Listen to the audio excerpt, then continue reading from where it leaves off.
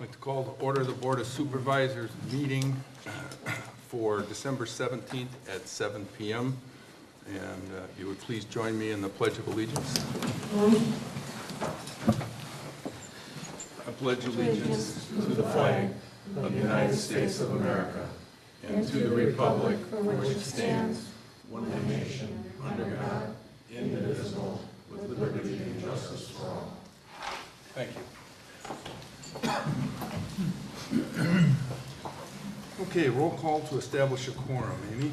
Supervisor John Stavenus. Here. Supervisor Linda Waite. Here. Chairman Dan Wolfel. Here. Supervisor Jim Nellen. Here. Supervisor Tony Hayne. Here. Okay, good to go. We'll do the meet and greet. If we'd start, we'll start with our town attorney. That would be. Randy Nesbitt. Thank you.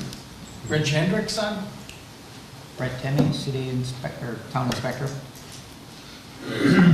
Jeff Fox, resident of Sevastopol. Joan Fox, his wife. Nancy Bloom, their neighbor.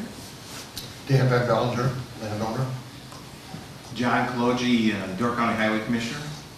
Mary Ellen Hayne, Matthew Village. Good. Well, thank you. Oh, sorry. Laddie, you get 10 seconds here. Revision. Patty Chapman, Glidden Drive.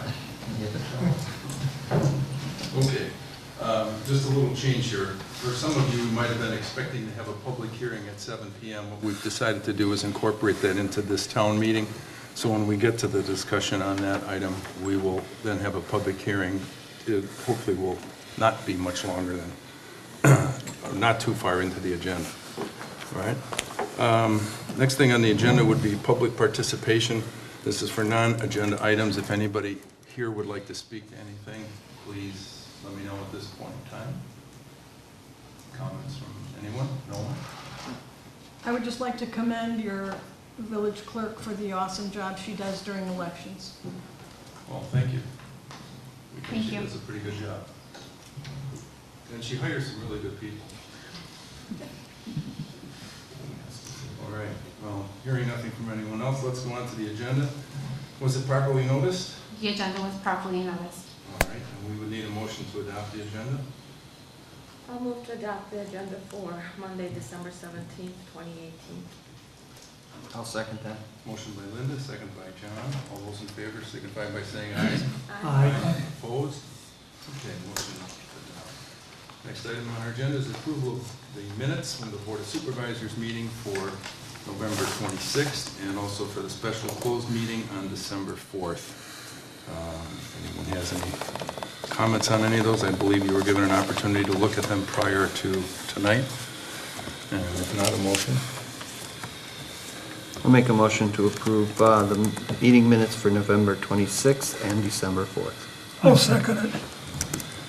Motion by John, second by Tony to approve the minutes from the Board of Supervisors meeting and the special closed meeting. All those in favor signify by saying aye. Aye. Opposed, motion carries. All right. I think what I'll do at this point in time is, John, you have a few extra minutes if we go to the public. All right, then let's go to the issue at hand here, which is the Bluff Court Trail cul-de-sac right-of-way.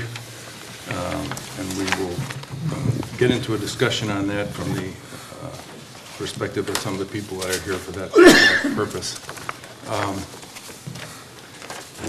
This, I know you've got something, so I'll just get it out. All right.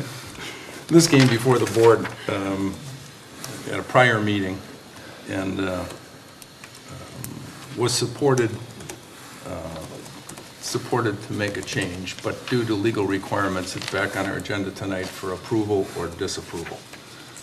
So what I will do is start with the board. How would that be? Since I have someone on my left that would like to say something with respect to this. And really this whole issue, if you're not totally abreast of what it is, it's a request to change the diameter of a cul-de-sac in a residential area, which was originally plotted by the designer in 100-foot circumference, and to reduce that down so that a prospective homeowner can build on his lot without having an extremely steep slope. So with that, Linda, I will let you. All right, thank you. Thank you, Mr. Chairman. I will read, I do have some note, I handout here, I guess he's, so I don't have that many, but you can read along with maybe me. he might want to. This public hearing was noticed in the advocate, there was noticed in the advocate, place at 7 p.m. this evening. So, I do have some comments. The Bluff Court Trail vacation of the cul-de-sac at the end, the westerly end. So first and foremost, and I especially want to direct this to Mr. Hendrickson, I have absolutely no objection to a request for a reduced setback when there are unique property limitations that are not self-created, such as, for instance, that would be grade and elevation, which I know it's clearly visible on your lot. Pursuing requests for variances on setbacks to accommodate the property or homeowner has been the normal course of business here in Sevastopol. This first came to the town's attention in September when Mr. Hirth and Mr. Hendrickson explained the difficulty in situating improvements on the parcel on the north side of the cul-de-sac bulb at the end of Bluff Court Trail. They would prefer to have those improvements closer to the road than the current town road right-of-way and the county setbacks. To summarize, they felt that the county would not grant a variance to construct a home or a septic field closer to the road right-of-way.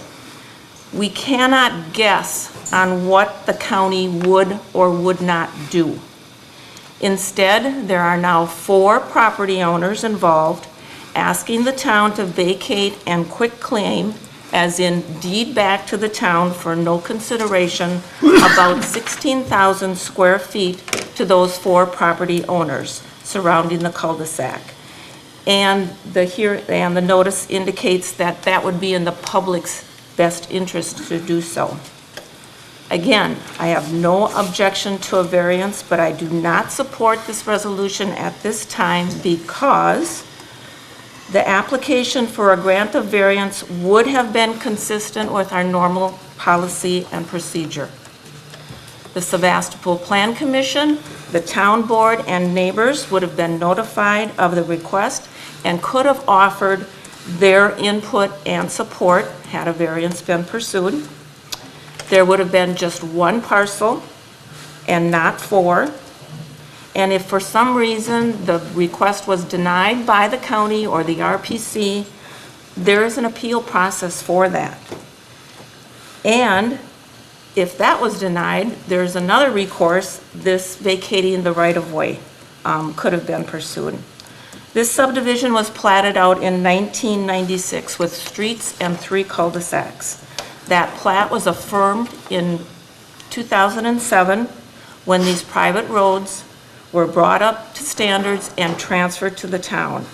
If we would have had foresight, I wish that we would have looked at those cul-de-sacs back then and we could have addressed this problem 10 years ago. And Mr. Hirth was the engineer on replatting those streets and cul-de-sacs so that they were up to town standards. I just think that the variance should have been the proper route to follow. That would have been in keeping with our past practices.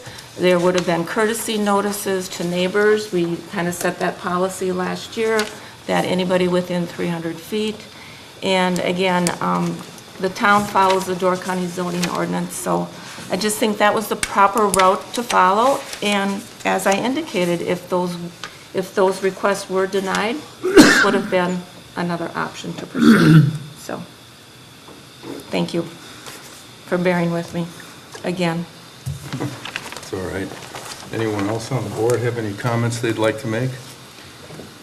Just that I know at the comprehensive meeting that it was brought up that a variance is a possibility, but then when we came to vote, we put it through, so. This was never addressed by the Plan Commission. This matter never went to the Sevastopol Plan Commission. Where did, Peter came to the town board then, right? To the town board, Okay. yes. Any comments, Tony I'd or like, Jim? I'd like to hold my comments and hear what people have to say. That's fine. I have one comment that I will address and then open it up to the Foxes or whomever else. One of the reasons that we took this on was that the initial recommendation, when it came to me, I went back to the county and asked for their input, and I told Peter Hirth, who was doing the work, to also go back and talk to our planning person, and it was his recommendation that we take this course of action. So that's kind of how this whole thing got rolling. So it wasn't just a swing of the bat, so to speak. So with that, just as a backdrop. Foxes, Mr. and Mrs., would you like to talk first? I have a big booming voice, is it sufficient? Yes, I can hear you. Okay. My name is Joan Fox, and I'm a resident of the Bluff Court neighborhood. I do not have a lot that adjoins the cul-de-sac in question. My husband and I live on another street that has a cul-de-sac, and we are the two homes that are on the bulb, if we describe that. My first thing I want to sort of stipulate for the record that I think it's a curious thing that a person buys a lot knowing the setbacks and the lot lines and the rules of the county and the rules of the town, and assumes that a variance would be granted before finishing their homework, so to speak, and then expects the 20-some other members of the neighborhood to potentially injure their property value with a change. So it's my opinion, my husband's opinion, that a variance would be something we would not object to if it's acceptable to the adjoining homes, and I believe that it is. And as everyone I have talked to in the neighborhood, I heard no one objecting to variance either. I can't speak for them, I don't have signed proxies. But what we consensus of gossip was that we didn't understand why the rules needed to change for all the other streets, and the reason it matters is the topography. The Bluff Court Terrace is on an elevation that then proceeds down 70 feet. So if the right-of-way and the setbacks were changed, the not yet built house on a not yet sold lot adjoining ours could move their house higher up the hill, closer to the bulb of the paved road, and block the view of the stunning bluff. The adjoining lot is also owned by us, and it absolutely would have a deleterious effect to value, if not in dollar, in beauty. And so keeping it as it's currently drawn, currently configured, a variance doesn't change that, but the person would then build on the lower portion of the land that is open and flat. And all the board members have received illustrations of that. And so we ask your consideration based on the fact that there's a remedy available. I think I can speak for myself that we would be more than happy to sign letters to the effect for the county that we are not standing in the way of a variance. I think the sanitarian gets a vote, but you know, that's not the problem. I would even probably support a preemptive variance for the not yet built house on the bulb in question. But I'd be happy to clarify that. Just also for the record, the survey shown online for the Bluff Court Terrace lot currently for sale does not show the cul-de-sac as it is currently constructed. It shows where it was planned, and the wise builders decided not to build it on the incline, but move it up to the top of the hill where we live. And so the survey, when you go online, is not correct. And this has been brought up to the folks at the county, and they said if I bought it, they would publish it. So we were not willing to buy a new survey for something that didn't immediately seem to affect us. So please, if there's some way we can ask Pete to draw the right one, that would be useful in many regards. I'd be happy to answer any other questions. Mr. Chairman, I have a question I wanted to ask.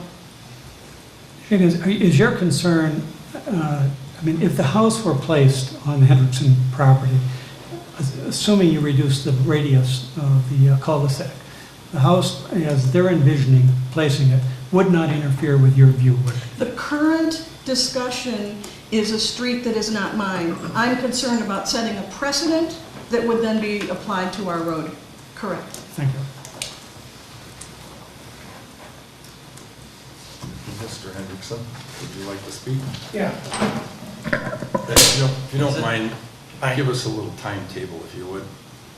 Yeah, I purchased this property almost a year ago and basically ran into a couple of stumbling blocks in regards to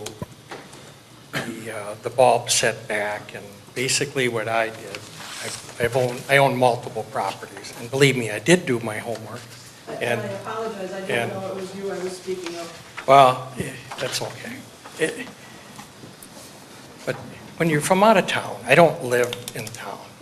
And when you're living like four hours drive away, typically what you do logically is you hire the local engineers and you hire the local people and you hire people to get stuff done. And that's basically what I did. I leaned on the best of the best in the area to resolve the issue. So listening to them, paying them, and following through on their professional advice. I own multiple businesses and people come to me for advice, and that made the most sense to follow. You follow the experts, and when the civil engineer said, no, Rich, we can do this is the route to go. And then after the last particular meeting, as time moved on, and then we contacted Randall here because he has that kind of background to resolve these types of issues. So, we're just trying to build a beautiful home, not to set precedents in a neighborhood. It's a true hardship. It's, in all likelihood, if there was actually a variance process, it'll probably end up falling right back to what we're exactly trying to do today. So everything's kind of coming back that way based on professional advice that I heard, and that's just what we're trying to do, lean on the local experts. Yeah, Yes, please. thank you. First of all, let me explain why I'm here on this side of the fence as opposed to sitting up with you. Normally, in a case like this, I don't take a private client dealing with the township that I'm dealing with, except for the fact that Peter Hirth contacted our office and said we need some deeds prepared because the town just approved the transfer of this property, and can you draw up the deeds for it? And I looked at it and I said, well, you can't do that by deeds. That the town owns the right-of-way and they have no authority to deed it away. The proper procedure is a vacation. Have you gone through that? No, we haven't gone through that. Well, okay, that's what we need to do. Since the town approved it already, I'll go ahead and institute that. So that's why I'm here on this side of the fence. And certainly, if there's something that's against the interest of the town and the town decides not to do this, I would not be in a position to appeal that. So I want to make that clear. But anyway, what we're trying to do here is consistent with what the town board approved some time ago when this came before it to transfer ownership of that property around the circle to the property owners that are in the circle to make it, I think, from about 100 some feet, 120 feet to about a 65 or 70 foot radius cul-de-sac. And what I think became apparent here when I first looked at this and when Peter Hirth contacted me is Peter over-engineered this, as engineers often do, to make sure that there's plenty of room for anything that might happen there. And obviously, it was decided when it came time to blacktop it that all of that space wasn't needed, so they blacktopped what the normal radius would be for a cul-de-sac, and the rest of it was left as Green space. front yards, green space. So, the thing is, we're not suggesting that the town lower its standards and make a lesser cul-de-sac than what would be the normal case. This is the normal cul-de-sac. The fact is, the right-of-way is is over-engineered for what's needed out there.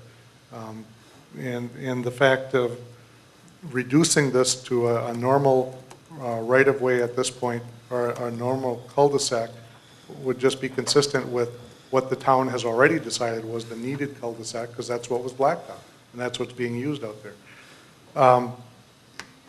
The issue of a variance, and Linda, I understand your concern about that, but variances are really discretionary. They're not always based on what the law says they should be. They're based on what the board members who are there that night decide is a hardship or is not a hardship. And clearly these lots have some issues with regard to elevation, but whether the board, the variance board, Board of Adjustment would decide that that's a reason for granting a variance, nobody knows. And this doesn't necessarily have to go to that board. It's something that can be taken care of at the town level. I would say that it's not precedential. Each road vacation stands on its own, even though others may be similar. They are certainly individual and independent. So if you came to me and asked me a month from now, well, do we have to do this one also? I'm going to say no. You don't have to. They all stand on their own. They're very individual, and you know, this one seems to make sense. I don't want to over-advocate this thing, but it just is a way to try to resolve a problem because of the physical layout of the property. And rather than drag these people through another process through the county that may or may not resolve the problem, the problem arises because of the layout of the town road, and it can be fixed at the town level. So I would suggest this is the place to do it. This is the best place to do it early in the stages rather than go through another process. I'd be happy to answer any questions. Questions from the board for Randy? Mrs. Fox? I would ask that some consideration be given to the homeowners who placed their homes according to the existing setbacks.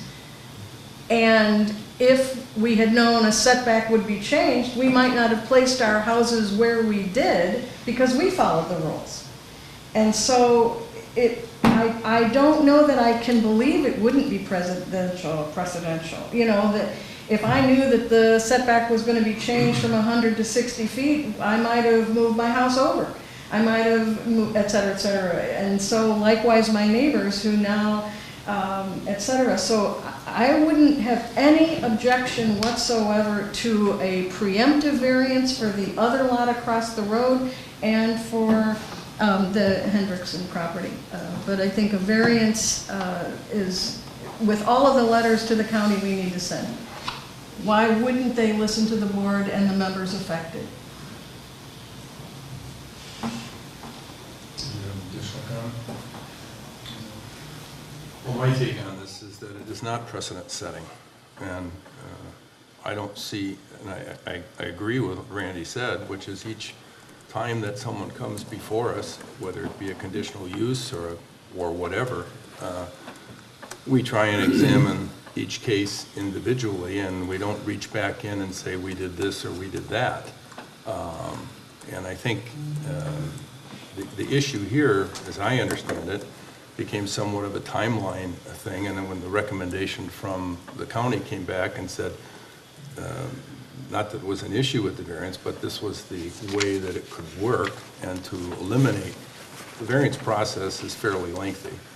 By the time you go through our plan commission, you go to the county, you end up, you could delay 3, 4, 5 months or more depending on what's up. So it seemed like a reasonable solution, and I understand your concern, and I wouldn't want someone to change it either. As far as your comment with respect to lot setbacks, I mean, we face that anytime we get someone that comes in for a variance. They might have special needs or circumstances, and you look at those individually, but they're not precedent setting. And I'm right there with you where I built my home down on the water. I mean, there are homes in different locations under different circumstances, but at any rate, it's not precedent setting. Why wouldn't the next owner say, but you did it for them, why won't you He do it may for be me? able to say all he'd like, but that doesn't necessarily mean that anybody has to agree with him. and it's not precedent setting. There's nothing that says because we agreed to do this once that we have to do it again. It's no different than at the county levels when you take a look at the Board of Adjustments or any of their rulings. They don't go back and say, well, we did this before. So it's not precedent setting.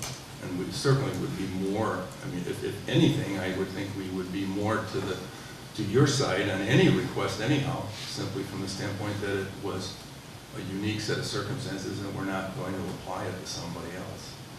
So I don't think that you have a cause for concern. So, and I have no idea where you are in terms of a construction. We're waiting. I kind of anticipated that. So, yes, Linda? Well, why did we need to involve 4 property owners? If you look at the drawing that Mr. Hurth had provided at one of the get-goes, there's 4 parcels surrounding that cul-de-sac. So Mr. Hurth's parcel already has 1 house on it. We have covenants in our subdivision, 1 house on 1 lot, 1 accessory building. So Mr. Hurth certainly didn't need the variance or the vacation.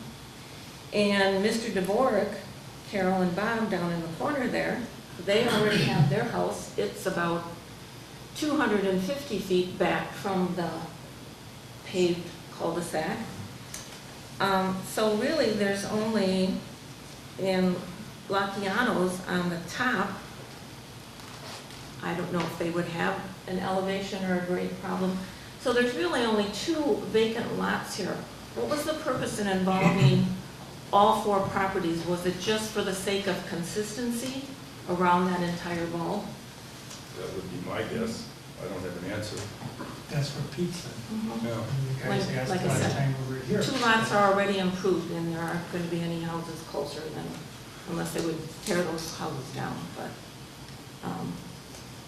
But what would you suggest, that we would vacate just a portion of the circle in front of that lot? Why not? I'm suggesting a petition for a grant of variance. I know, but I'm asking what your underlying thoughts are relative to that. I mean, Well, they must have had a good reason for including 4 property owners, right? Instead of just being specific to the 2 unapproved lots. I guess it had to do with consistency, but I don't have an answer, so. Yeah, you guys brought that up at the last meeting. Pete followed through on it. Let me answer what Sure. to apply for the application. Did we stumble into the compromise, vacate his front yard and no other property? I don't know if that works. I'd have to understand why Peter, or I want to understand why Peter put all 4 in there. I mean, do you have any perspective on that, Randy? The only thing I would say is probably just to make it a circular type of thing, because the cul-de-sac is the ability to drive around the circle and come back. And if you have 3 legs of it but not the 4th, it makes for an awkward cul-de-sac if there was ever to be some other use of it. Which means Other than that, I don't know.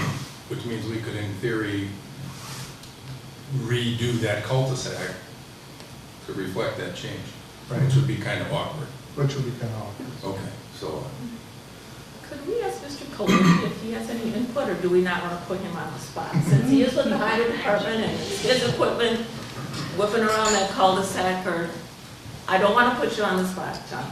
Well, you are. I'm not familiar Okay. with the size of the cul-de-sac. I can tell you what the standard, it's over-designed. did I hear a radius of over 100? Yes. In the No, the right-of-way.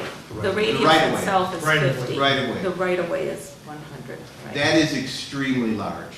That's all I would say. That is extremely large. And I believe, that's not the one we're looking at, you're looking at the end of the Yeah. road. But that's extremely large. But also I did hear that the radius of the paved surface, is this what they're proposing, Randy? Yeah, it is. Down to what diameter, or what radius? Well, I can see it's over 66 feet because it's wider than the 2 33-foot sections of the road entering. Yeah. I think all I would really say is whenever we ask towns to put a cul-de-sac on a paved surface for our trucks to turn around, we want a minimum radius of the paved surface of about 40 feet, 40 to 50 feet, okay? That allows, that's the paved surface. And that gives us adequate room to drive in there with the big plow trucks and stuff like that. If you're out at that larger radius of 120 feet, I mean, you're significantly larger than what is necessary. But I don't see his The radius here. paved surface on mine is, The paved radius is surface 50. of the end of the cul-de-sac is 50 feet. Yeah. It's between 48 and 50 feet. I've Yeah, walked and it off. 50 feet is really ideal. I think that they indicated at one point in time that there was no plan to have green space, and I think if anybody else might recall Peter's conversation, and they ended up, because they had such a large cul-de-sac, that they left an area undisturbed, so. Well, and the problem also comes with our ordinance on driveway and roadway standards. For some reason, our ordinance says the normal right-of-way is 33 feet from the center line, or 65 feet from the paved surface, something like that. And for some reason, when that ordinance was enacted, I think in 2000 or something like that, they decided that cul-de-sacs would have the 100-foot right-of-way. So maybe we need to look at, take a look at our drive, or maybe it's 65. It's in our driveway and roadway standards ordinance. Take a look at I that. thought Peter said it was 60 feet was your ordinance. From a normal road, but for a cul-de-sac, there's a Cul-de-sac, special 60. paragraph. There's a special paragraph in there that addresses cul-de-sacs. So maybe for the future, that's something we need to look at, amending that ordinance, and then we wouldn't have this problem as well. I'm not sure it's particularly germane. My recollection was that Peter said he thought that the reason the radius was so large is because they probably intended to put some sort of a monument in the middle of the cul-de-sac. At least they didn't want to be precluded from doing it. He couldn't, other than that, it was just pure speculation. I think that I was in favor of going forward and making the change to the right-of-way, because my view was that that we had a landowner who was in a bind. My impression was it really wasn't. It was a combination of factors that came into play. But equally importantly is no one, with regard to this particular issue, raised an objection. That is, none of the neighbors, as I understand it, who have been notified, I understand, have objected. The objection is, and I can understand your concern, is that you believe there's a precedential impact. I don't happen to believe that, and I wouldn't feel the least bit obliged, because we've done it in one instance, to do it in another instance. This is a situation that stands on its own. I believe that if there were an effort to do something similar to your street, I think you would have every reason to want to stand up and say, hey, listen, let's talk about the equities. The equities were, at the time we built our house, we couldn't get closer, and one of the reasons I'm making it up, I don't know, is you're worried about the sight lines, and I understand that. But the issue that's come before us is this particular proposal, and I would vote in favor of it, and I think I'd like to call the vote. Well, before I do that, let's take any additional comments from anyone in the audience here. Okay. well, I think you're inclined to say yes, but I really don't know why the one parcel can't be vacated, even if it's inconvenient to draw. It may be inconvenient in that at some point in time, someone could come along and say your right-of-way is off and we have to move it. And you could, in theory, rip up the pavement and replot the circle. That could be a consequence. Whereas if you have the 4 people involved, you maintain a circumference versus what potentially could be an obstruction. Well, on paper, it looks reasonable, but with elevation of the actual land there, that's less likely. Well, I don't know what to tell you. So, all right, let's close the public hearing portion of this. And I think for the benefit of the audience, unless someone objects, I think we should go to discussion on the resolution itself, whether or not it's going to pass. Anybody have any objections or concerns to that? I would Go just ahead. like to repeat or reiterate, we're not contemplating changing the paved surface at all. The paved surface is within our standards. It's the 48 or 50-foot radius, 100 feet in total diameter. That's not the question. The question deals with the right-of-way and setbacks. So, Yeah, we're just bringing it back down to our standards of setbacks. well, it In that- is according to our standards in our driveway and road ordinance right now. We Right. would be vacating those standards. Well, in the interest of timeliness, since we've dragged this out through a couple of various meetings, and this gentleman would like to give us some tax dollars, and I understand your concern, and I absolutely assure you that there is no precedence from my perspective on this whatsoever. Can you say that and make sure the Realtor of record is duly noted? It'll be in our minutes. Not a problem.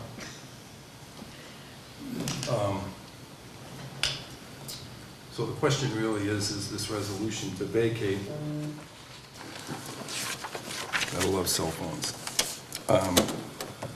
So I will synopsize this resolution to vacate the portion of Bluff Court Trail. And it says, whereas the Town Board of Supervisors of the Town of Sevastopol does hereby find that the public interest requires the vacating and discontinuance of a portion of Bluff Court Trail in the Town of Sevastopol, Door County, Wisconsin, in accordance with Wisconsin Statute, Section 66.1003. Now therefore be it resolved that the Town Board of Supervisors of the Town of Sevastopol does hereby vacate and discontinue the portion of Bluff Court Trail, Door County, Wisconsin, as herein described.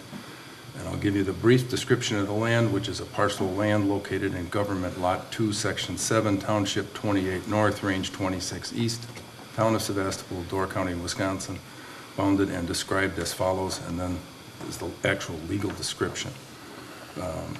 This was drafted by Amy Flock, being a duly appointed and qualified clerk, Town of Sevastopol, Door County, Wisconsin, and do hereby certify that the foregoing resolution has been compared with me with an original on file in my office, and that it is true and a correct copy of the resolution duly adopted at a regular town meeting of the Town Board of Supervisors of the Town of Sevastopol.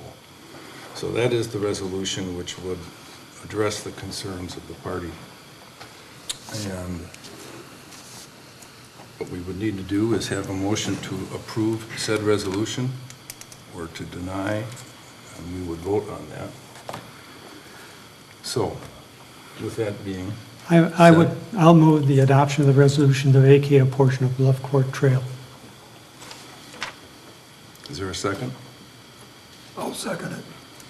Second by Tony. We have a motion by Jim, a second by Tony, to approve the resolution to vacate a portion of Bluff Court Trail. Any further discussion before we vote? Hearing none, all those in favor signify by saying aye. Aye. Those opposed? Nay, with So- all due respect. No problem. Motion carries. Thank you.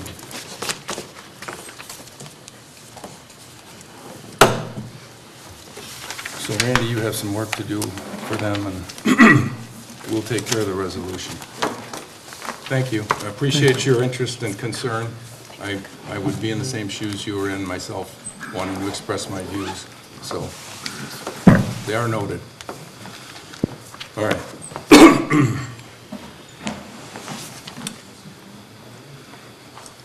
All right, the next item on the agenda, we'll go back to pending business, is the Van Bellinger claim against the town. Do you want to do John? Would you? Pardon me? Did you want to do John's presentation? Oh, I'm sorry.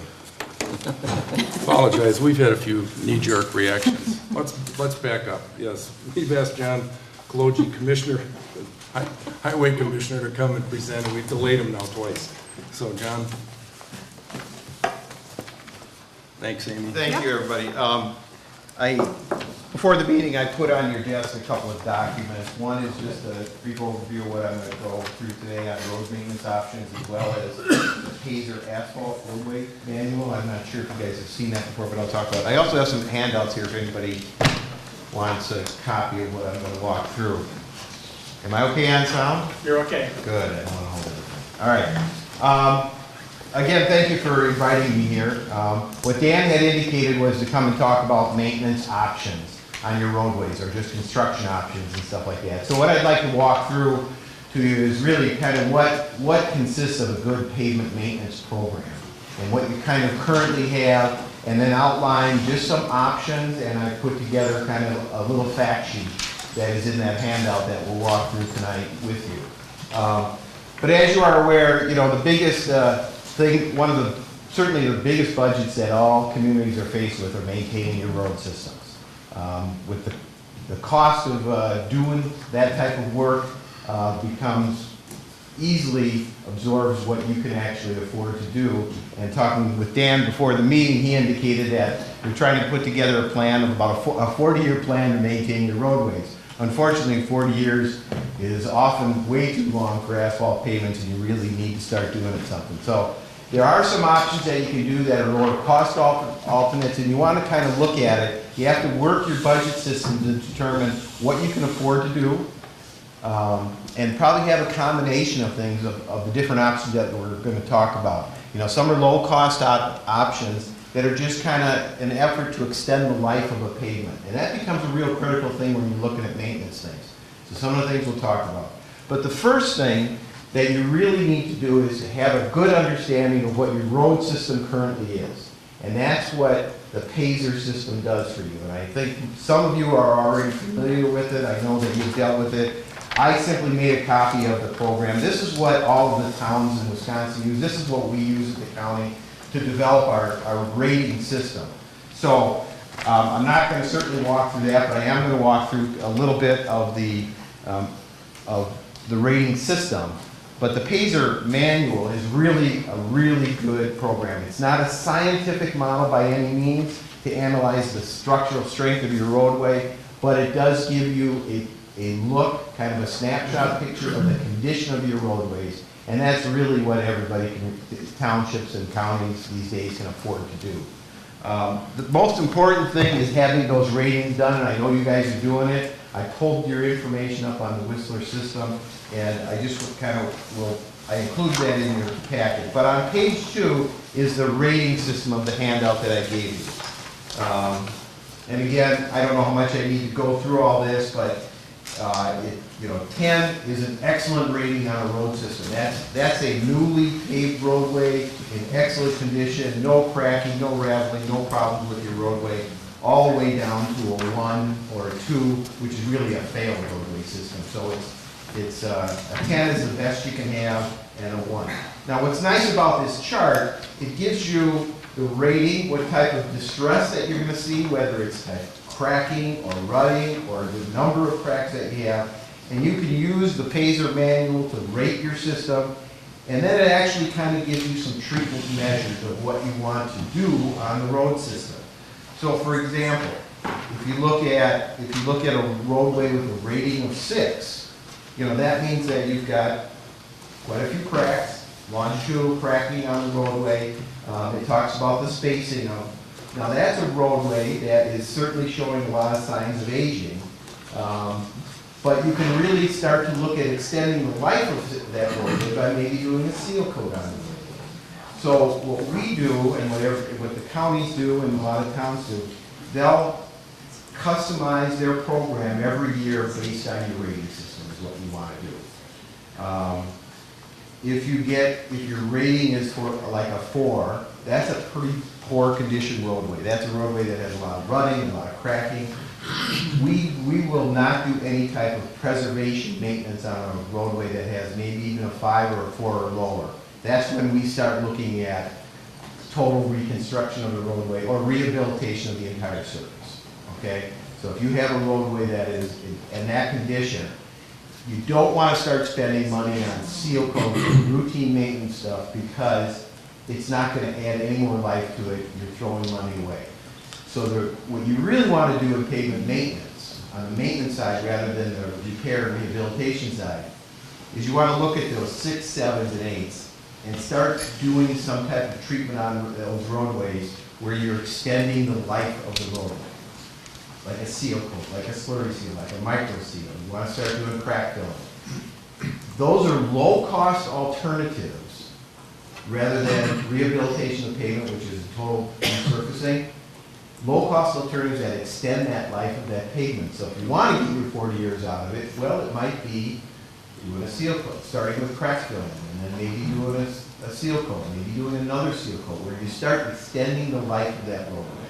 And those are a lot of low-cost alternatives that you should always try to include in your budget.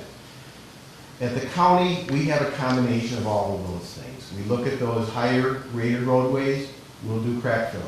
We look at some that are a little bit lower, we'll do slurry sealing. And then, of course, we have those that we know that we could no longer do routine maintenance on, just kind of holding it together, or, stopping that oxidation process, which is really the deterioration of the asphalt. And we know that we've lost that roadway. So we might let that roadway even deteriorate further and try to do some routine maintenance things. So that's kind of our last resort to doing projects, okay? So that's the PASER rating system. If anybody has any questions as I'm wandering through this, please just stop me and ask the questions. Now, in the next couple of pages, I did pull out a copy right out of the Whistler system, the Wisconsin Information System for the Local Roads. That's the Whistler system. I pulled that into a spreadsheet and then kind of condensed it down so you can take a look at the various roadways and what you currently have them rated on. And I'm not quite sure who entered them. Amy, if you entered them the last go-around. This is kind of a summary, a snapshot of what you have. I did that for your information tonight and my own information to kind of see where you're at. It was kind of interesting. You might want to look at your rating system. I think a lot of your roadways are rated a little bit high. Okay? So you might want consistency in that rating system is really important. You have the same person do it several times in a row, and you may not have the capability of doing that, but you might want to take a look at that and really get a better snapshot. Using this document, and with all the pictures and everything they have in there, come together with a good rating system. So, okay? Are there any questions yet? Otherwise, sorry. Could you clarify, John, too, that none of our paved roads have a rating of 5 or less? The ones on this printout are either gravel or regurgitated blacktop is what I call Yeah, them. okay. So Yeah, we don't have any roads that are 3 or 4. Yeah, that's Those a are very gravel. good point, Yeah. because as Linda's pointing out, your asphalt paved surfaces have rating 1 to 10. Your gravel roads are only 1 to 5. Okay, so you have a different rating system, and that's why some of them are low.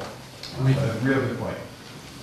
I don't disagree with either comment, but one of the things I noticed as we go about through this process is we have stretches of road that mirror multiple ratings.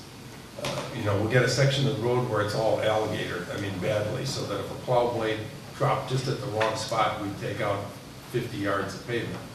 And yet the rest of the road can be good, or, it's just, I'm not sure I know where to actually rate those roads, where they're so inconsistent from section to section. I want a 1 mile section of the road, and one end of it can be in absolutely terrible condition. The middle might be all right, it depends on farm tractor use or heavy wear or, whatever. How would you typically handle that in a rating system? We try to maintain our segment roadways by intersections, and sometimes that does not work, and I know that doesn't work for county line. So we'll break it down to typically quarter-mile sections if we have situations where we see significant changes. Okay. So you kind of look at a quarter-mile section and make a determination there. Now, if you start breaking it down by section, this process becomes a little more complicated, because then you have to break it out by the Whistler system. You have to then break out the Whistler system by the rating system as well. So it gets a little bit more complicated and a lot more involved in rating it. which is why we try to stick with the break points that you're referring to, Dan, by the intersecting roadways, and do work like that. So if you look at maybe it's a half-mile section, you look at that whole half-mile section, and then you just kind of take an average. Okay. When we do our ratings, if we have that combination going on, we'll usually drop it to the worst section. Okay, so if you say 1 is a 5 and maybe 1 is a 7, we'll rate the whole roadway as a 5.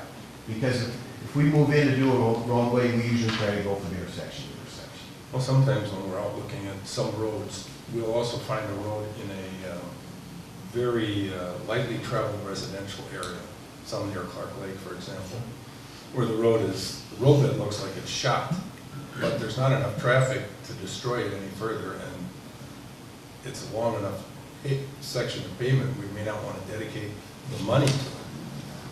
Seal coating and micro-surfacing, et cetera, I think is of no value based on what you said too as well.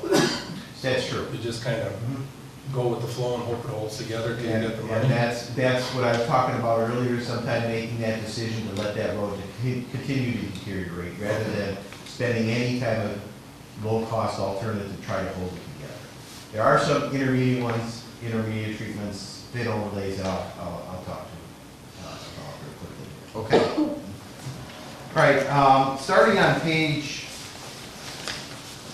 7, I just wanted to outline some options on what to do and what they're involved with. And I think most of you probably have familiarity, but I've listed probably, I think, I've got 4 pages, so there's 2 per page, kind of like a fact sheet to what, where, why not, what's the estimated cost of doing the program. The first one is, and this is kind of ranked by lowest cost to highest cost, okay? So the first one I listed was crack routing and sealing, or just simply called crack filling. And those are 2 different procedures. Crack routing is actually when you have a crack in the pavement and you route it out. The contractor or the county would route that out, and what you do is you increase the size of that, and then you put that hot, usually a rubberized material into the crack. It seals really good to it, and the point is of crack filling is to eliminate that moisture that can enter your roadway. Moisture, other than sunlight and oxidation on the pavement, moisture is your biggest killer of your roadways. If moisture's getting into your base, that will deteriorate everything, because of course you're fighting then the freeze-thaw cycle, and it quickly deteriorates your roadway. So you want to try to eliminate that moisture going in. And one of the cheapest things is to do crack routing and sealing. That's a little more expensive than crack filling. Crack filling is actually where you don't do the routing. You're just pouring that hot applied asphaltic material, rubberized material into the crack and squeegeeing it in. So, I got a question. Why would you make the crack bigger to put more rubberized stuff in there? Because then what happens then is that you actually have a vertical crack reservoir that accepts the material pouring into it, and it adheres to that pavement much better. That's a standard procedure. So it adheres to it and gives you that much longer life in the whole process. Okay? Yeah. Because if you have, a crack is really irregular in size, right, and you need that reservoir large enough for the rubberized material to get into to give you a good process. Okay? Mm-hmm. So the cost of that option, and this is the crack routing and sealing, that could be anywhere from $6,000 to $12,000 per lane mile for a 20-foot town roadway. The variation there is largely the number of cracks. If you have a lot of cracks, it's going to be that $12,000 per mile. Less cracks, it's going to be $6,000 per mile. Okay. The advantages of that, as I kind of already mentioned, but it does give you on pretty good roadways where maybe you have cracks once every 20, 30 feet or something like that. It's going to give you 3 to 4 years of life, added life to that roadway, limiting that moisture in. If you have a lot of cracks, it's really only adding 1 to 2 years. Again, kind of showing the point we're trying to get that earlier in the pavement life cycle to do that. In Wisconsin, in Door County, that asphalt pavement on brand new roadways will start showing up, depending on the thickness of the asphalt, will start showing up 3 to 4 years down the roadway. So you really want to start looking at crack filling on roadways that are probably 4, 5, 6 years old, okay? The next one is something that you'll see, fog sealing. And fog sealing is just simply spraying the roadway. It's a seal coat process. It doesn't have the aggregates in it, it's just spraying it. What that does is just simply rejuvenates the surface.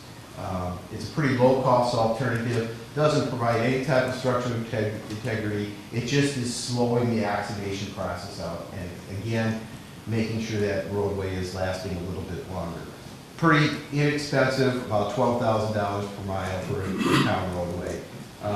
But it will add, you know, on a decent roadway, 4 to 5 years. It's not done very much in the county that I'm aware of, but there are some locations that do it and legs. Is that what the city just applied to Georgia Street? No, and- that's another option. That's a different option. I'll Okay. all in that information. All right. I actually got the cost estimate. But that was a micro surfacing that they had done, okay? The next one up, kind of moving up in this cost per mile basis, is chip sealing. And that's something that is done a lot in Wisconsin, and a lot in Door County, and our crews do a lot of that every year. And that is, again, doing a similar process like fog seal, but a little bit heavier. We use an emulsion process. There's some other people that use some other type of process, but emulsion is a water-based, but it's an asphalt material. You spray that down, and then you put the small aggregate chips over the top of it, which really creates the wearing surface of the roadway. So you really aren't adding much structural integrity, just a little bit. The aggregate is put on just to create a wearing surface, but it's really the emulsion, that spray that you put down first, that is really the benefit that you're getting. You don't, again, this is a process, as well as the other one, is a process that you really want to do relatively early in the life of the roadway. We started to move up our chip sealing projects on roadways that are maybe only 5, 6, 7 years old, okay? It used to be a little bit longer, but we've come to realize that the studies have shown that you want to start that process even earlier, and I've talked to some of the vendors who do this work, and there are some locations where they're doing it 3 or 4 years after it's down. To me, that's relatively quick, so we look at between 5 and 7 years to start doing it. Well, with respect to chip seal, and I know there's been discussions on our board, there are roads that would appear to be perfect candidates for it, but they're in low volume residential areas, and so the feedback we get is they hate it. Yeah. And they're very vocal. So somebody suggested to me that instead of using the chips that are typically used, limestone chips, whatever, that you use crushed granite, and that might have a better effect, lasting longer. I have no idea. Are you familiar with that conversation? Well, yeah, but the availability just isn't immediate. We don't have that. Okay. The crushed limestone is available here in Door County. There are places that do that. It's smaller, and it would be very expensive to get a truck here, so it really becomes cost prohibitive. Now, I mean, you could do chip sealing just about anywhere, and even in urbanized areas, you can do chip sealing. The trick to chip sealing is to actually get it fully swept shortly after it gets applied. We'll sweep all the county roadways. Some towns don't want it swept. What happens is you put that aggregate down over the asphalt material, and what the communities and the public doesn't like, and bicyclists really hate it, is that loose gravel. Especially You probably all heard right about it. before the century race. Yeah, exactly. But, and the reason there's excess material, because not all of it adheres into that oil. It's angular, it can't be a round stone. You want that angularity so that it sinks into the oil and it grabs it a little bit better. So, but relatively, like the day after it's applied, you can sweep it entirely. That's an extra cost, but you can sweep it, that takes a lot of it off, and then like 2 weeks later, you sweep it a second time. And it's actually pretty good at that point, where you don't have that excess material. A lot of people, some towns will pay us extra to do that, It's really a local decision if you want to do that. We will sweep our county roadways. So the traffic doesn't pound any more of that into the blacktop? Very little. Very little? Very, very little. Okay. So it wouldn't help to roll it then either? No, no. By that time, everything has already, the water vapor has evaporated out of it. You're just left with the oil. It hardens relatively quickly. It takes a little while to age, but, and it will, that pavement, it's good. The traffic wears that down a little bit, but that excess material that's over the top of it when you put it down, that won't stick in because the other aggregate is already there. It's a very, very small amount, so. We actually did one road with what we call our famous double chip and seal. Yeah. And after it was done the second time, it darn near turned it to pavement. Now, we had some repair on it this year, but I think the double chip and seal was done 6, 7, maybe even 8 years ago. I was amazed that. And a low volume roadway? Yeah. Yeah. Was it on a gravel road? It was on a gravel road. Yeah, and if we plow your roads, we will not do a single seal on a gravel road. You have to do a double chip and seal. Otherwise, the blades on our plows will tear it off. Okay? So you really have to do a double seal if you're going to put it on a gravel roadway. Okay. The plows, we'll scrape it off the first year. So you just have to be real careful on that if you ever want to do that. The next option is, again, moving up that cost size is the slurry seal. Slurry seal, actually, we haven't done any in Door County. Some townships have done this. I know Nassau has done it, and I know Tom Sturgeon Bay, and then the city of Sturgeon Bay has done slurry seals years ago. They did something different this year. But slurry seal is actually, it's an oil-based product. It's emulsion with water base. And what happens is your aggregates, rather than putting it on the top of the material, it's mixed in as a slurry and then laid down on the roadway. Okay, so you're really not getting any more structural strength, but it's a good process to eliminate cracking. It's a good process on those roadways that are rated in that 6 category or something like that. And there's different types of slurry seals. Some people will even use a fly ash product that goes into it. Some will use a sand seal, but those are just different products. We don't, at the county, don't do a lot of this because we do mostly chip sealing. It's a little more expensive, around $28,000 per mile for a 20-foot town roadway. But it will extend that life of that pavement 6 to 7 years if it's in relatively good condition, or 2 to 4 years in poor condition. The next one, kind of moving up, is microsurfacing. Now, this is exactly what the city just recently has done. Now, the advantage to microsurfacing is that it has a very quick cure time. It sets up within an hour to 2 hours. So you put it down, and it cures relatively quickly. Traffic can go on it immediately. Within 2 hours, you're going to put traffic on it, and it's that emulsion-based product with the aggregates in it. But now they've added types of polymers and fast-setting chemicals so that it cures up that much faster. It'll correct some irregularities in the surface, but it's a little more a little more expensive to do it. The advantage, like I said, was it's because it has some of those special oil or polymers in it and chemicals, you get that quicker cure time. It's a little bit stronger, a little bit harder than a slurry seal. So it will provide a better surface than the slurry seal, which will, when you put down a slurry seal, it's anywhere from 8 or 9 hours to 24 hours before you can put traffic on that roadway again. So that's one of the biggest disadvantages of slurry seal. And talking with Chad at the city, that's where I got these numbers from, right. these cost estimate numbers from. So, he had given me the numbers for the city. I lowered them a little bit because they had some extra costs in there about notifying public and going door to door with notices and stuff like that. And I think it's just a little more cost effective to do a larger section for a town roadway. So I did lower his number on a per mile basis. just to compare apples to apples. And now we're kind of moving into doing hot mix asphalt overlays.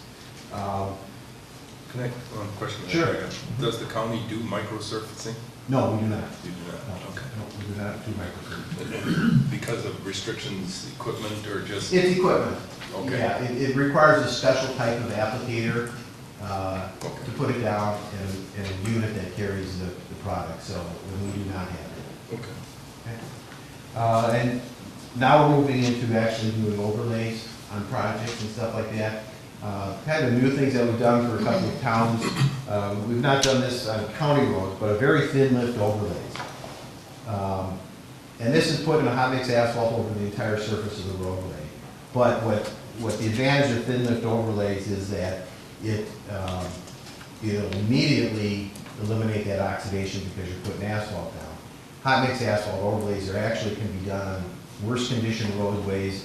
It'll take out the rutting and temporarily have a very nice roadway for you.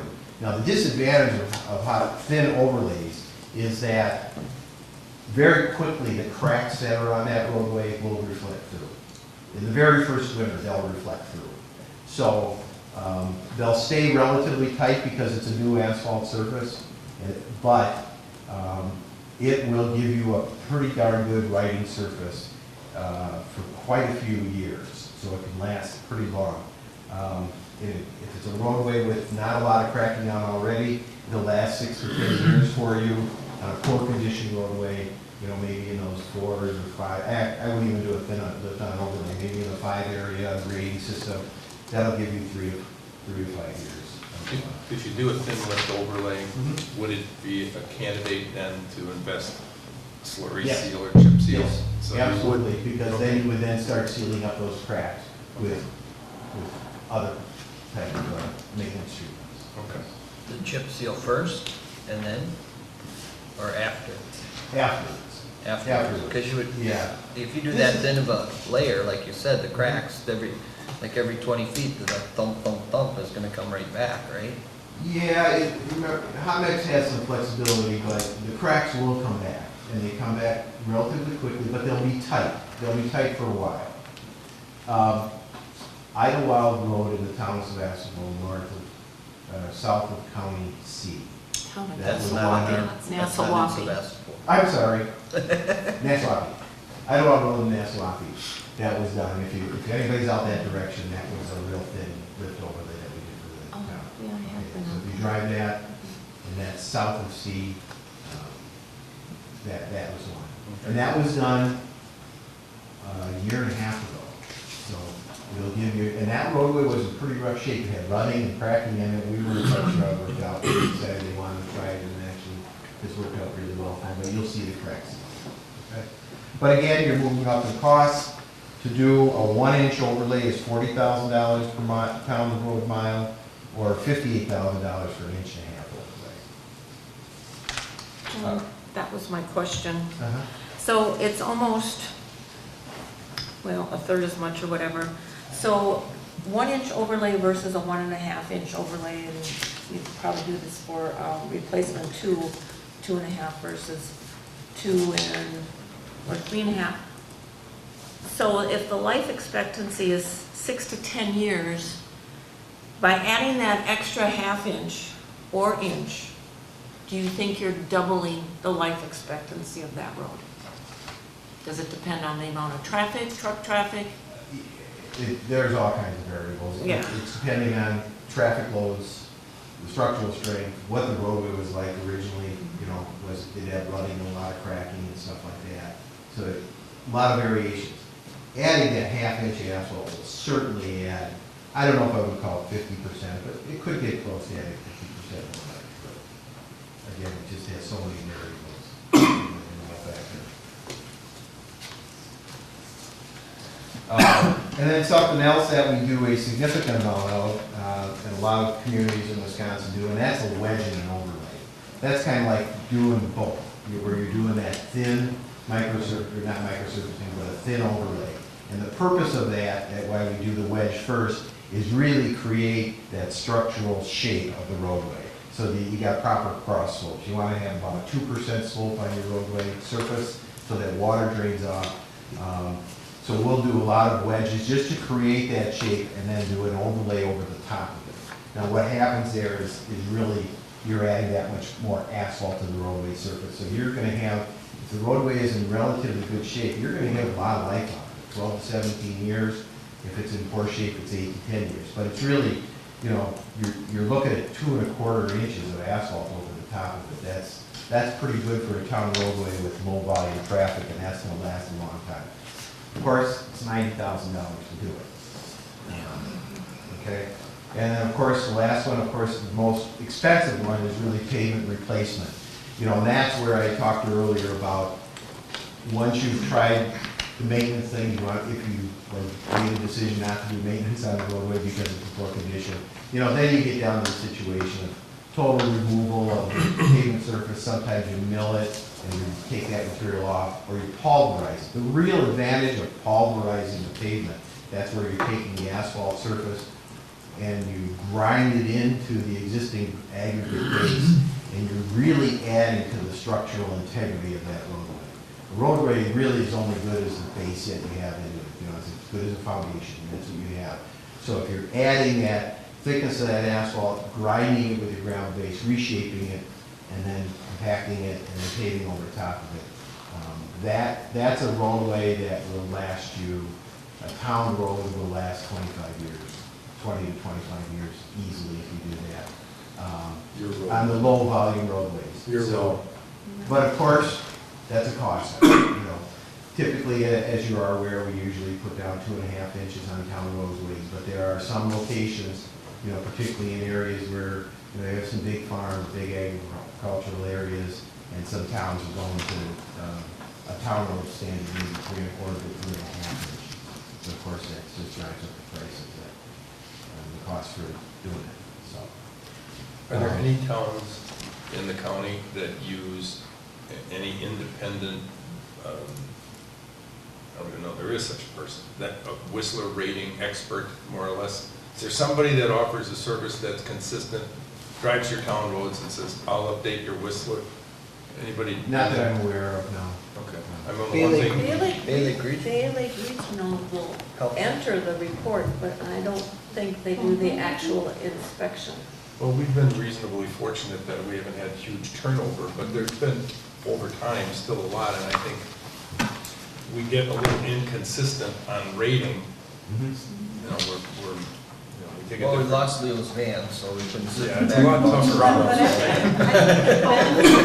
I think there This is is a a bad benefit to one, the I'd say. board members going out and looking at your actual work. I'm not discounting that at all, I just wondered if there was someone that had a consistent. Amy asked if that's something that Woodland does. I don't They, know. Something they they offer? evaluate it, but I I don't know. don't know. What's that one there? It might be just something to ask if somebody does. I mean, I can do that. I just was curious if, you know, somebody, when you're looking at consistency across an area. Yeah. So, I'm not aware of anybody Okay. who does it. Okay. might be a possible Alright. job All opening. right, thank you. All right? Great, thank you, John. Just a couple of questions. Sure, go ahead. All right. John, if you went back, this is probably a tough question to answer, but if you went back 5 years and looked at the relative cost, well, let me ask you a preliminary question. Is the technology, the road building technology that you're referencing here, has it been pretty much the same for the last 10, 12 years? Or have new Yeah, developments occurred? there have been some improvements in asphalt design and stuff like that, and the materials that go into it. So there has been some technology improvements regarding the polymers and stuff like that. But it's relatively the same products, yeah. And if you went back 5 or 6 years and looked at the pricing for undertaking these, you know, these various alternatives, what sort of cost increase have you seen in the last 5 or 6 years? It fluctuates a significant amount based on the price of oil per barrel, although it doesn't always follow that when we're talking asphalt products. What I'm most familiar with is the cost to produce a ton of asphalt. Okay, we are in the last 2 years, we've been lower than we were the previous 2 years. Okay, so oil prices were up. Of course, then the product you're making, the material with mainly the oil is the biggest cost. That price is actually down for a while. But that fluctuates a lot. If I would, going back a little bit further, I can give you a better picture. I would say in the last 10 years, it's doubled. Okay, so the cost to do a mile of roadway for a town, resurfacing it, has doubled in the last 10 years. Now, that's not just the cost of asphalt. That is the cost of equipment, where we've seen huge increases, and all contractors in all counties have experienced huge increases in the cost of trucks and equipment and steel prices. Our labor costs have been relatively tight, but steel and oil have been the biggest increases that we've seen. Anything else? All right, thank you, John, I appreciate it. Especially your patience, I'm sorry, we've been on a little different schedule. All right, thank you. All righty. And you're welcome to ride with us in your van. Or we'll use your car. Okay. Where we left off before I almost passed over John was talking about the claim that has been served on the town by Mr. Van Bellinger's attorney. And just to briefly recap the history here, this is the claim relevant to our prohibiting him from, or him or his family, from crossing over the dam at Clark Lake. And basically this, I guess, really came about in roughly right October of 2015, where the first time that we were approached formally by Ken Calwertz, I believe, his attorney of record, and presented a claim at that time. We later denied the claim, but did reach an agreement with Van Bellinger's and Mr. Calwertz in August of 2017, I believe it was, when we actually did the agreement.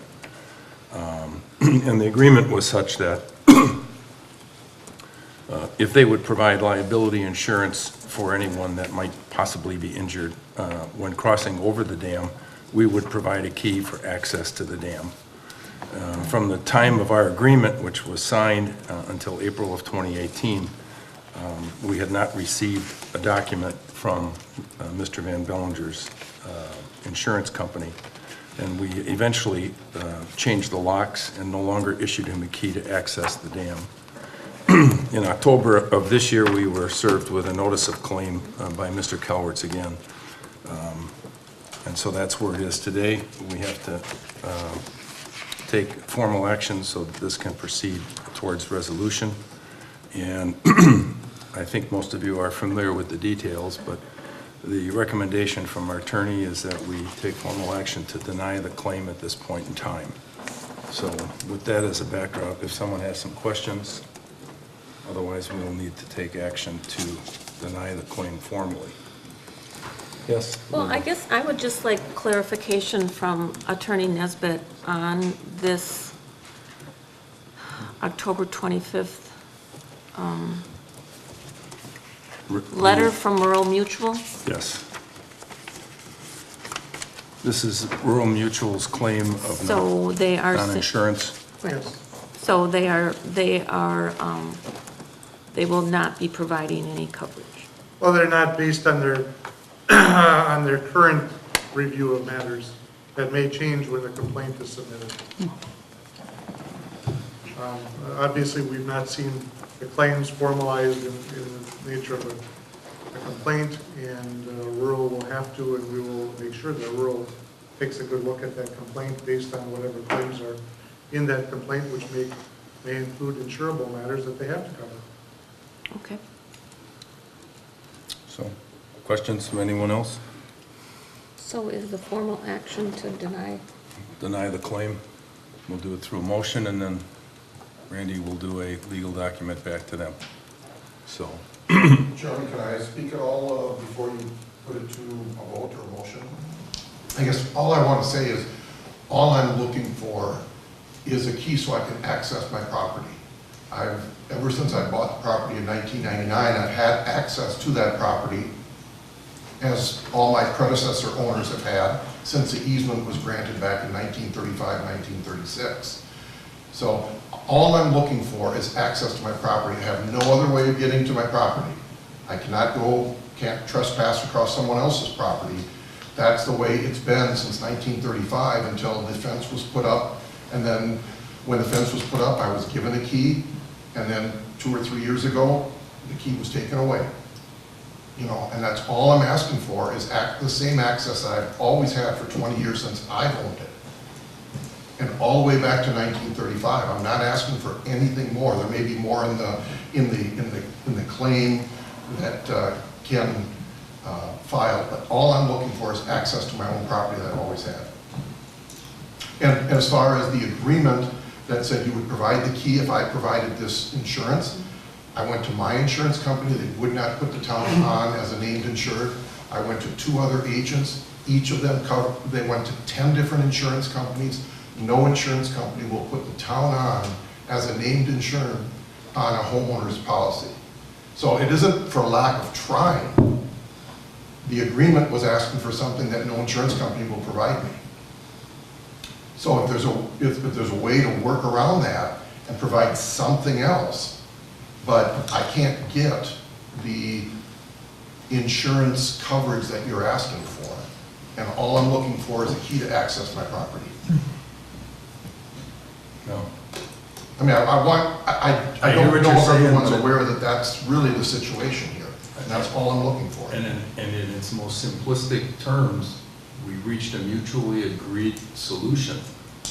And we acted in good faith with that solution.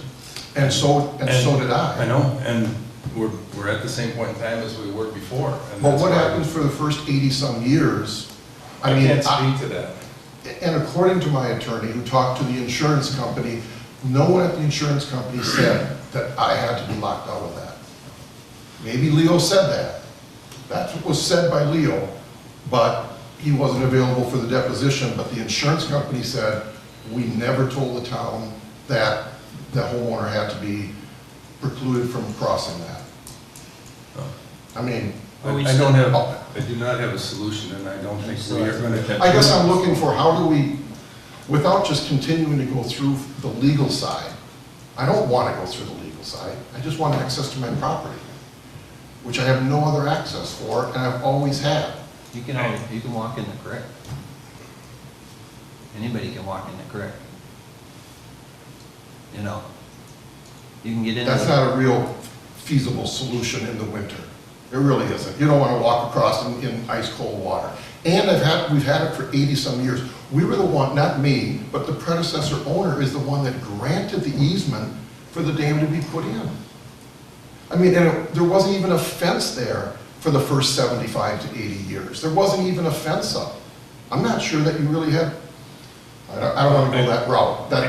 I appreciate your comments, but I don't have a solution for you, and I don't think we're going to come up with something here tonight, unless Randy wants to chime in with something different. My take on it is we will formally deny your claim, and maybe then there's another avenue outside of this meeting tonight. I don't know. And I'll leave that in the hands of our attorney. That would be my recommendation, Mr. Chairman. I mean, this isn't a place to settle it. Obviously, we don't have Mr. Van Villinger's attorney involved in this either, but I'm sure there's going to be continuing discussion, but the recommendation for now to move this matter forward is to deny the claim, and let's continue talking. Yeah, I'm totally agreeable to that, but I have to take some course of action. So with that, I need a motion to deny the claim. I'll make a motion to deny the claim. I'll second it. Motion by John, second by Jim to deny the claim on the Van Villinger property. Further discussion, go ahead. Can or should the minutes reflect based on our attorney's recommendation? Yes. Sorry, I thought I actually said that earlier. You did, thank you. Okay, all right. All those in favor signify by saying aye. Aye. Opposed? Motion carries. All right.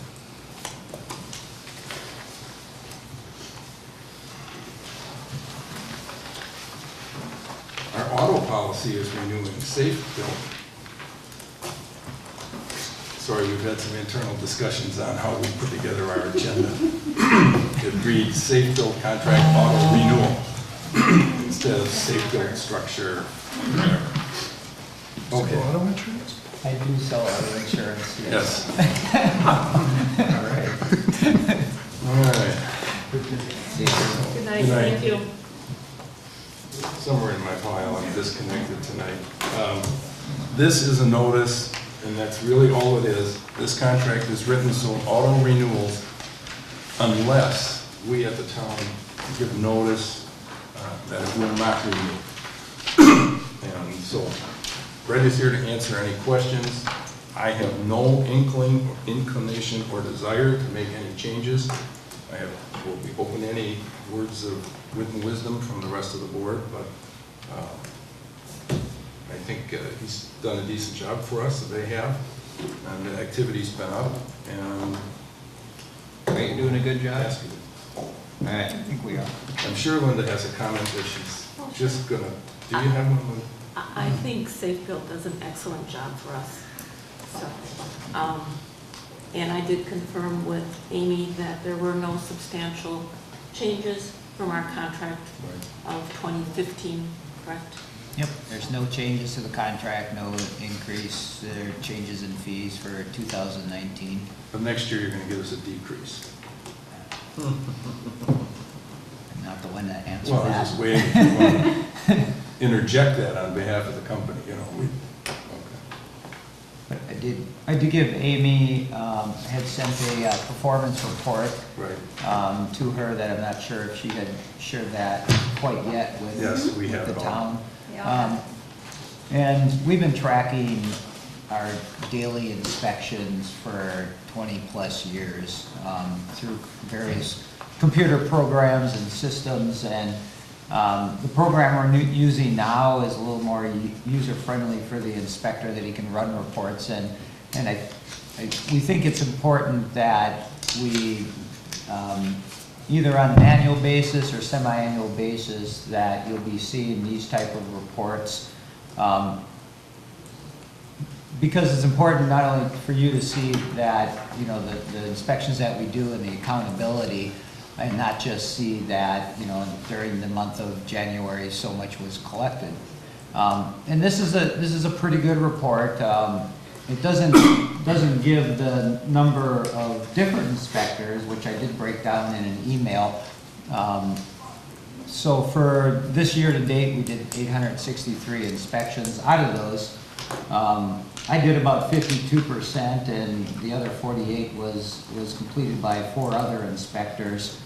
Dave Zella, John DeWange, Ken Knuth, and Kevin Kettner. And I think that's important to know, because you often only see me as the face of this company, or Amy does, but we're really a team of inspectors that are doing the inspections, both residential and commercial, throughout your community and throughout the other communities with which we serve.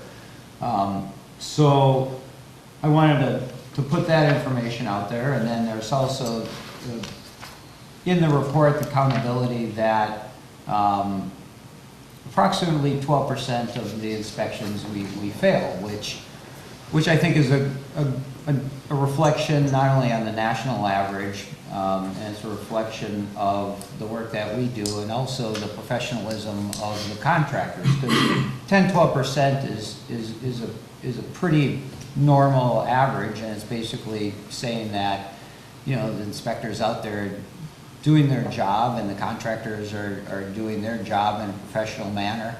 And it's, you know, it's not an outrageous percentage. In other words, we're not failing 40-50%, you know, which would be an indication that either the contractors are not quite doing their work, or that the inspector is overly, you know, picky. So I think that's important for the town to know, you know, and to realize.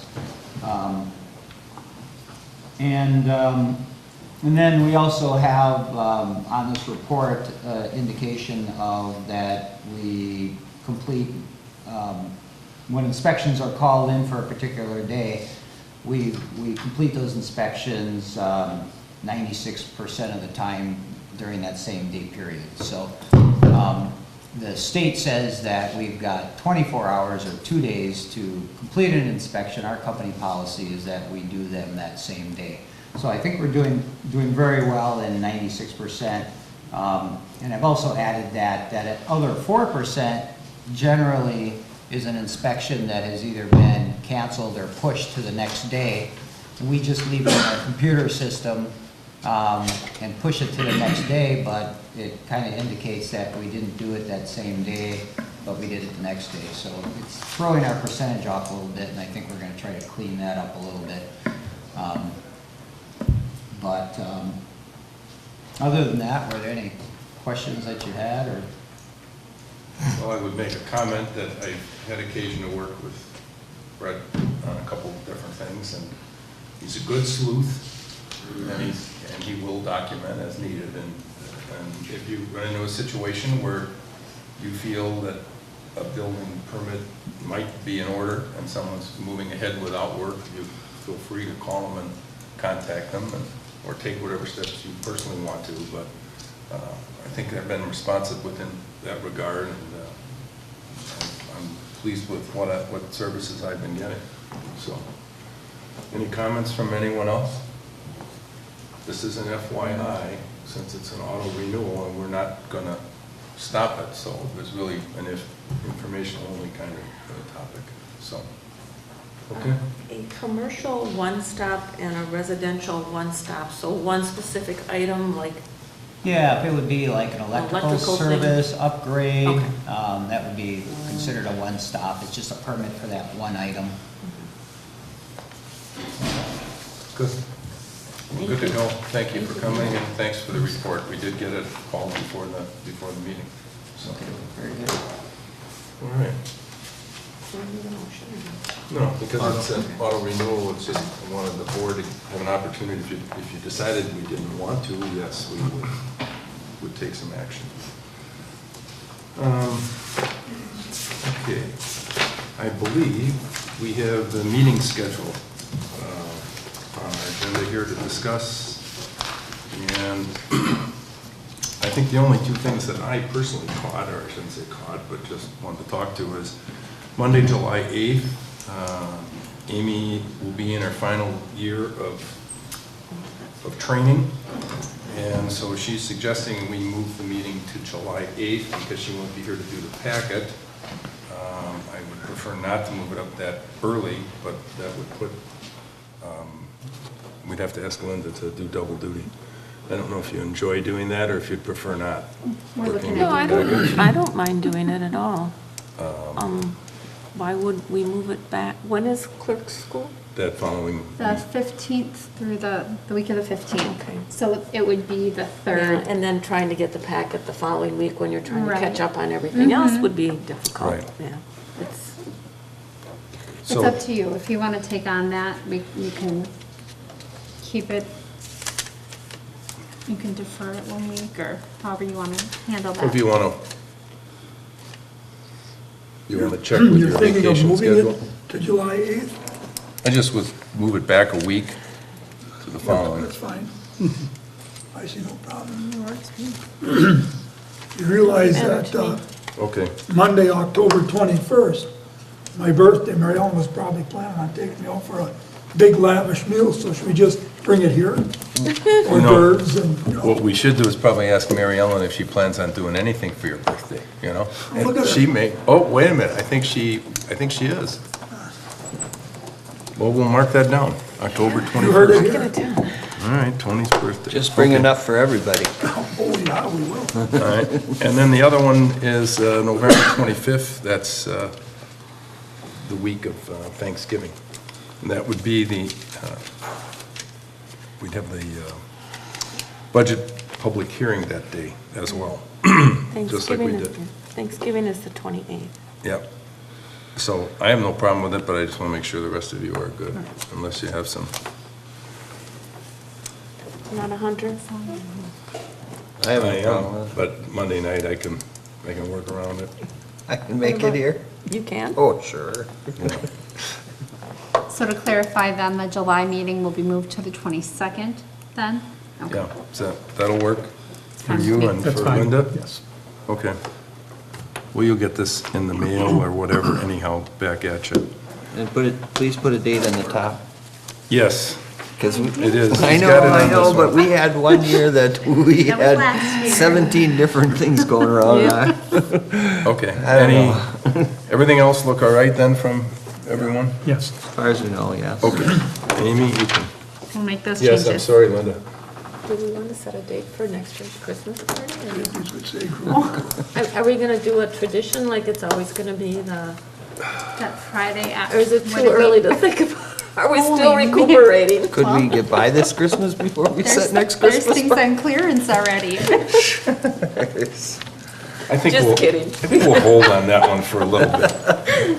I mean, it was a great Christmas party. You girls did a fabulous job, and the feedback I got from people was terrific, and we'll try to do it again, and They said that Dan Wolfel even got down on the floor and played games with the kids. we had a good time passing the hot potatoes. Good thing I had the air turned way up when I saw that. I heard a lot of good comments, Yeah, that you guys really put on a nice party. Yeah, I think it went very, very well. The piano player was exceptional. Yes. We even got them to play during the kids' game, so we were working them overtime. You get a big attaboy. I am all over on this agenda, folks. Yeah. Apologies. Try and This follow is that like the computer. great disconnect of all time. I wish we had All paper right, copies now. we have the clerk treasurer's contract renewal. Denied. I don't even know who she is anymore. I moved to cancel it. All right. And this is kind of like an auto renewal program as well. Okay. This is nothing more than last year's contract updated with some new names and new numbers. So if anyone has any particular words of encouragement, you'd like something changed, altered, or moved, or not. Any feedback? I'm going to ask Linda first. Any feedback, Linda? No. All right, John? I'll make a motion to approve. That's a good one. I have a motion by John, a second by Jim. I'll second. To approve the contract for employment with our clerk treasurer, Ms. Flock. All those in favor signify by saying aye. Aye. Looks like a Opposed? roll call though, isn't it? She's got the list behind it. So you just have to sign signing. it Yeah, afterwards. it's just Okay. signed off. Was there anyone opposed other than Amy? Okay. We'll see. All right, thank you. We're slowly working our way through this. Okay, I don't remember, did we include the district meeting registration form in the packet? Yes. You all got that? Okay. I went to the meeting last year, it was worthwhile. I plan on going this year. I've also asked Amy to go with us, so I've had her put it on her calendar. If any of the rest of you would like to go, please let Amy know so we can get the dues paid or the registration. Okay? Yes, I would like to go, and I'll hand my form in to Amy, to the one on February 2nd in Manitowoc. That new Wisconsin Center is brand new, so it'll be interesting to see it. Well, that's on Saturday, though. Yep, it's on a Saturday. No, I can't give up Friday. I have to go Friday. Okay. Anyway, I'll go on just let her Saturday. know, and we'll work out the arrangements later on. You could go to the one February 9th and Carter Casino, and you could stay at our hunting cabin if you don't mind mice and army bumps. You could stay free. That is awful enticing. Takers. That is very enticing. You just give me a map of that, and I'll change my registration. They got a lot of deer though. Oh, yeah. That's where We don't the have any camera's water coming from. This meeting has gone off track. Outdoor Biffy. Okay, we are going to go back and try to get back on track so we can go through the financial reports, which you have in front of you, the fund balances, the budget versus actual January through November. And building permit income was up significantly, and so was our interest earned. And you have the transactions list by date.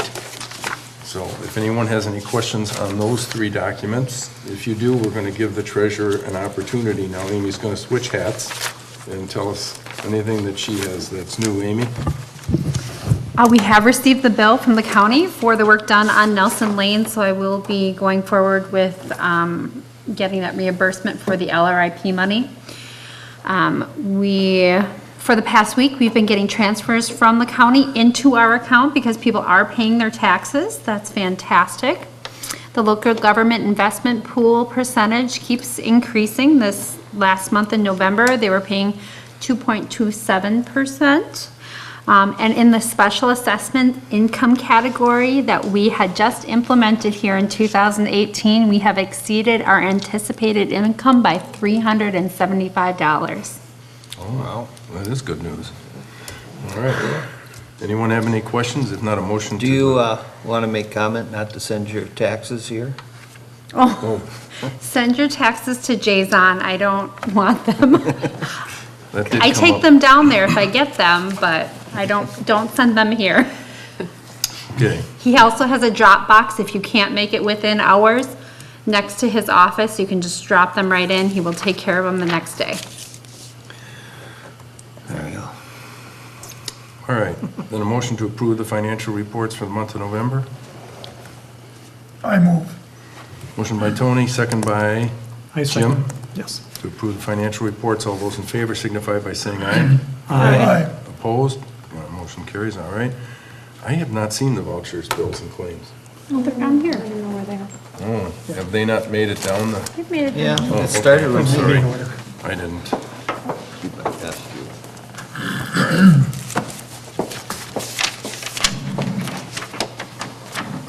For some reason or another, I passed. All right.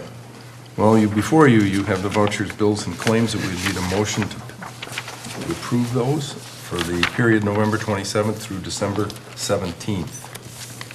I'll move to approve the voucher bills and claims for the period November 27th through December 17th, 2018. A motion by Linda and a second by I'll second that. Tony to approve the vouchers, bills, and claims November through December 17th. All those in favor signify by saying aye. Aye. Opposed? Motion carried. All right, oral committee reports and/or we have no committee minutes, but anyone have an oral committee report that they'd like to make? Nope. No, nothing really. Hearing none, we will move on. And then the next person would be Ms. Waite with the Door County Board report. Okay, the Door County Board of Supervisors meets tomorrow morning, Tuesday morning at 10 a.m., not 9 a.m., to accommodate a supervisor coming off the island, so move it back. Vote And schedule. The the vote vote schedule's schedule, changed. right. And I think everyone's aware, if you're not, the complete agenda and complete meeting packets are always available on the Door County website at co.door.wi.us, so you're free to look at that. One of the agenda items for tomorrow are highway setbacks, amending that to clarify and allow for enforcement of setbacks and averaging setbacks and variance requests, so kind of timely with what happened here today, vision corners, signage, and things like that. Setbacks are currently 100 feet on state and federal highways, 75 feet on county roads, and 65 feet from town roads. Those are the standard setbacks. There's some tree trimming going on some of our county roads. For instance, County HH, those huge popple trees that have been half dead for the last 10, 20 years. If you drive there, you'll see a lot of them have been removed. Branches were constantly breaking off in the wind or ice or whatever, so I was glad to see that. Speaking of taxes, the treasurer's office is closed December 24th and the 25th, but like Amy said, there's definitely a drop box there that you can deposit your check. We cut And down that's a it. bunch of trees as well, right near that intersection. Big cottonwoods. So you said some busy work over there. Thanks, Linda. You're welcome. Okay, back here, we have license and permits. You have the Safe Built recap in your packet here. There's a few houses that have been started, which is good. And after that, we're into really correspondence as we have a notice of timber cutting. If you want some mulch, someone says here he's going to have a lot of it. And the fire report for the city of Sturgeon Bay and the town of Sevastopol will look forward to next month's, as it will detail the exploits of our clerk treasurer. We hope. In great detail, by the way, in great detail. Also available for public viewing is the Wisconsin Department of Natural statewide comprehensive outdoor recreation plan. And you can find that online if you would like to read that. There was a lot of input from people around the state on things they would like. And you also have copies of some work that the county's doing to clean up a couple of properties in our town. And that's everything in this month's correspondence. So what we are left with, as we move towards the close of this meeting, are announcements, which would be December 24th, 25th, and 31st of December, and January 1st. The office will be closed for the holidays. Our office will also be closed because we have now found out our clerk is taking vacation on January 11th, the 14th, and the 15th. So there will be people to contact, numbers posted, so if you need something, someone will still work with you on that. Our next Board of Supervisors meeting is January 21st at 7 p.m. Anyone have an agenda item that needs to be carried over to next month or wants one added now or later? Give me a holler. And the next thing on this agenda would be John Stebbins' personal. I make a motion to adjourn. Motion by John. Second by? I'll second. By Jim. All those in favor signify by saying aye. Aye. We are adjourned. Thank you.